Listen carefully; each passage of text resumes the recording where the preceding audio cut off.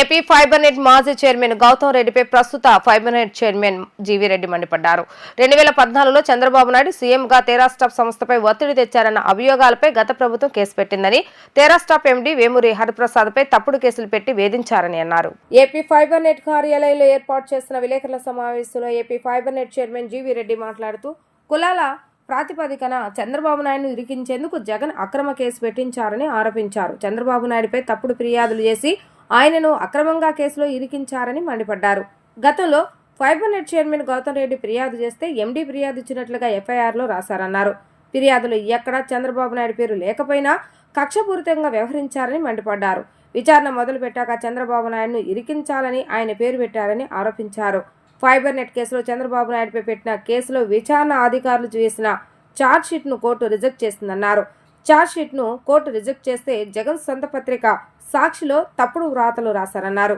అధికారులతో తప్పుడు వాంగ్మూలాలు ఇప్పించారంటూ సాక్షిలో తప్పుడు వ్రాతలు రాశారని ఫైర్ అయ్యారు. గత ప్రభుత్వంలో పనిచేసిన అధికారులందరికీ కూటమి ప్రభుత్వం పోస్టింగ్లు ఇచ్చిందని తెలిపారు. పోస్టింగ్లు ఇస్తే అధికారులు అనుకూలంగా పనిచేస్తారా? అలా అయితే గతంలో వైసీపీ పోస్టింగ్లు ఇచ్చే అధికారులతో అనుకూలంగా చేయించుకున్నారనుకోవాలా అని అన్నారు. ఫైబర్ నెట్కి సంబంధించి మీ అందరికీ తెలిసింది ఒక కేసు. ఆ రోజు వైఎస్ జగన్మోహన్ రెడ్డి గారు అధికారంలో ఉన్నప్పుడు ఒక టెరాసాఫ్ట్ అనే ఒక కంపెనీని ఉద్దేశించి ఆ రోజు ఫైబర్ నెట్ మీద ఒక కేసు పెట్టడం జరిగింది. దాంట్లో మా ముఖ్యమంత్రి శ్రీ నారా చంద్రబాబు నాయుడు గారిని నాడు ప్రతిపక్ష నేతగా ఉన్నప్పుడు A1గా పెట్టడం జరిగింది. ఏంటి ఆ కేసు ఆ రోజు పెట్టిన ఉద్దేశం ఏంటంటే, టెరాసాఫ్ట్ అనే సంస్థ కొంత సాఫ్ట్వేర్ రిలేటెడ్ కావచ్చు, కొన్ని టెక్నికల్ సర్వీసెస్ ఫైబర్ నెట్ సంస్థకి ఇవ్వడం జరిగింది. ఆ నేపథ్యంలో ఆ సంస్థ కంట ఆ రోజు అంటే 2014-19లో శ్రీ నారా చంద్రబాబు నాయుడు గారు ముఖ్యమంత్రిగా ఉన్నప్పుడు ఈ కంపెనీ మీద ఒత్తిడి పెట్టించి ఆ సంస్థకు కాంట్రాక్ట్ ఇప్పించాడనేది వాళ్ళ ఉద్దేశం.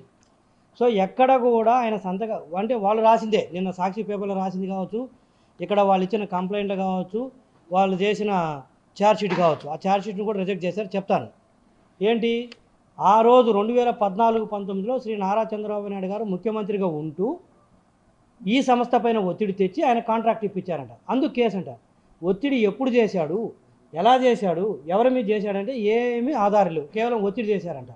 అది వీళ్ళు కలగన్నారు. వీళ్ళు గవర్నమెంట్ వచ్చిన తర్వాత కేవలం కేసు పెట్టాలని. వేమూరి హరికృష్ణ గారు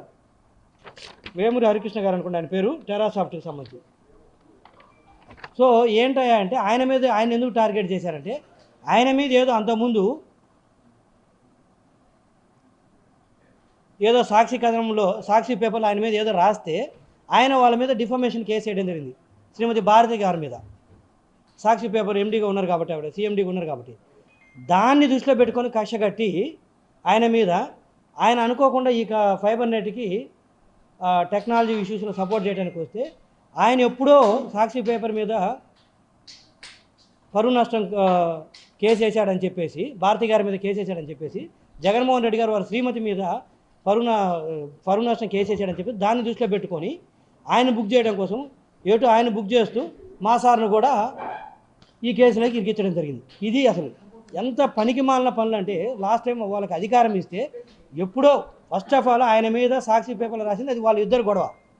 ఆయన ఏదో ఈవీఎం మిషన్స్ ఏదో చెప్పినాడని చెప్పేసి, ఏదో ఛానల్లో చెప్పినాడని చెప్పేసి ఏదో తీసుకొని అడ్డగోలుగా మీరు రాశారు.